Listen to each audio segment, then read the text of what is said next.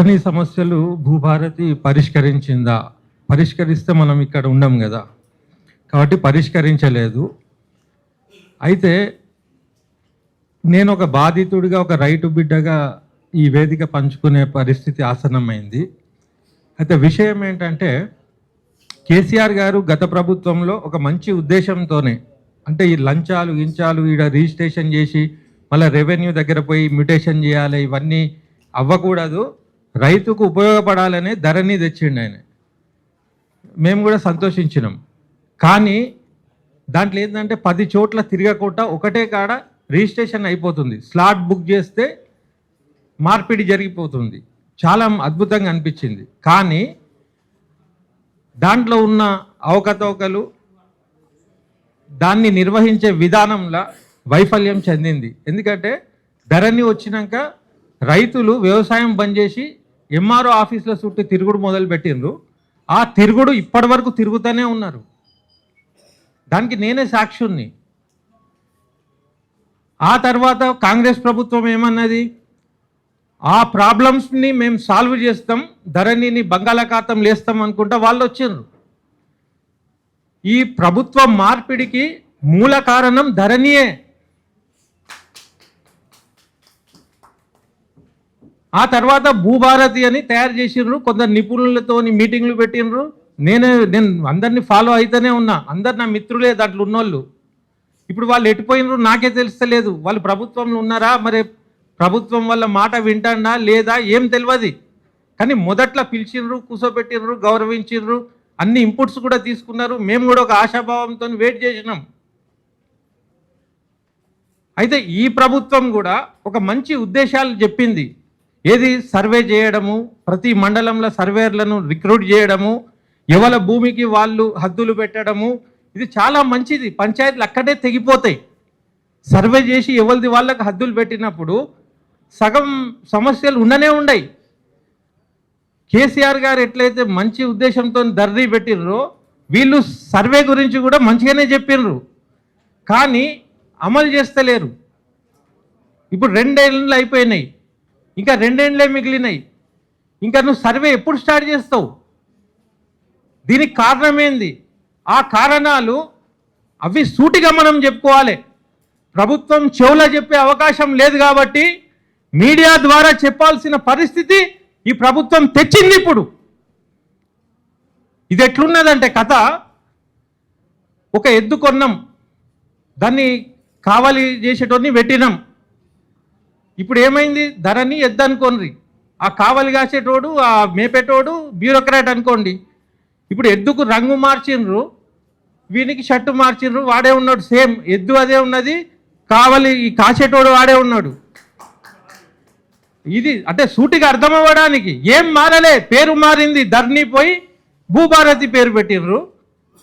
అప్పుడు ప్రభుత్వం బీఆర్ఎస్ కాబట్టి పింక్ ఉంటాయి, ఇప్పుడు కాంగ్రెస్ కలర్లు మారి ఉంటాయి. సాఫ్ట్వేర్ అదే ఉన్నది, బ్యూరోక్రాట్లు వాళ్ళే ఉన్నారు. సాఫ్ట్వేర్ మారలే, బ్యూరోక్రాట్ మారలే. అంటే ఈ ఉపాయంతో మేము కూడా ఇంత ఎన్కేసుకుందామనా మీ ఉద్దేశం? ఇది మెయిన్ అసలు మాట్లాడేది. ఇప్పుడు ఈ ప్రభుత్వము వాళ్ళు అనుకుంటే ఏదైనా చేస్తున్నారు, వాళ్ళు తలుసుకుంటే నిమిషాలల్లో అవుతున్నాయి. మేడారం జాతరల మినిస్టర్లు అందరూ కూడా మొత్తం టెంట్లు వేసి 5-6 కోట్ల ఖర్చు పెట్టి వాళ్ళు అనుకున్నది చేసుకొని వచ్చిండ్రు. అరే నీకు సెక్రటేరియట్ ఉన్నది, నీకు అసెంబ్లీలు ఉన్నాయి, అన్నీ ఉన్నాయి, ఇక్కడ క్యాబినెట్ మీటింగ్ పెట్టుకోవడానికి మీకు వెసులుబాటు ఉన్నది, ఆడ పోయి మీరు పెట్టుతుర్రు అంటే మీకు ఏది తోస్తే అది మీరు చేయగలుగుతుర్రు కదా. నీ దృష్టికోణం నీ మీద కాకుండా ఒక పేద రైతు మీద పెట్టు. వానికి బుక్కెడు అన్నం పోతలేదు, చక్కగా టైంకి నిద్ర పోతలేడు వాడు. వాని గురించి ఆలోచించినాడే మీ ప్రభుత్వాలు. పేరుకు ప్రజాప్రభుత్వం అంటే సరిపోదు, నాలాంటి కబ్జా చేస్తుర్రు. ఫర్ ఎగ్జాంపుల్ నేను చెప్పాల్సి వస్తుంది. ఇవాళ ఒక ఊర్లో, మాది హుస్నాబాద్, దాంట్లో ఒక ఎంఆర్ఓ రాత్రికి రాత్రి ట్రాన్స్ఫర్ అయ్యే టైంలో ఇంత కుప్పల మ్యుటేషన్లు చేసేసి కోట్ల వేసుకొని వాడు ట్రాన్స్ఫర్ అయిపోయిండు. అనుకోకుండా దాంట్లో నాదో పాస్బుక్ ఉన్నది, ఆడ ఇరికిండు వాడు. వాని మీద ప్రైవేట్ కంప్లైంట్ వేసిన నేను. ఇప్పుడు వానికి ఎఫ్ఐఆర్ బుక్ అవుతుంది, కానీ అవ్వడానికి ఎంత టైం పట్టింది?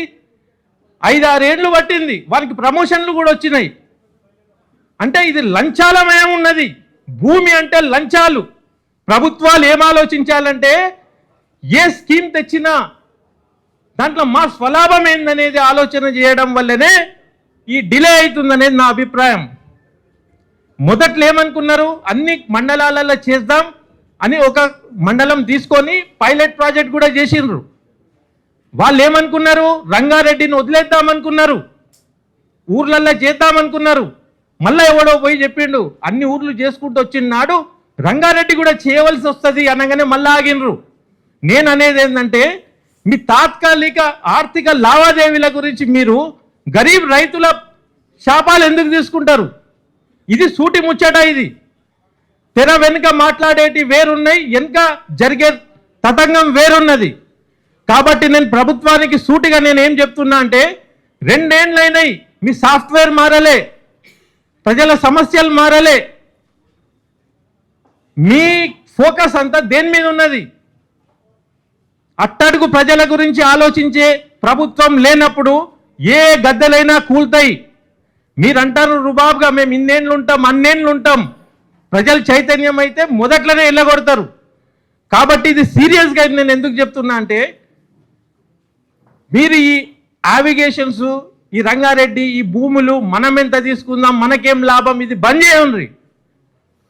ప్రజల పక్షాన ఆలోచించి అందరికి ఒక సుఖమైన సంతోషకరమైన జీవితము, ఈ అక్రమాలు, ఈ లంచాలు ఇవన్నీ కాకుండా చేయాలి.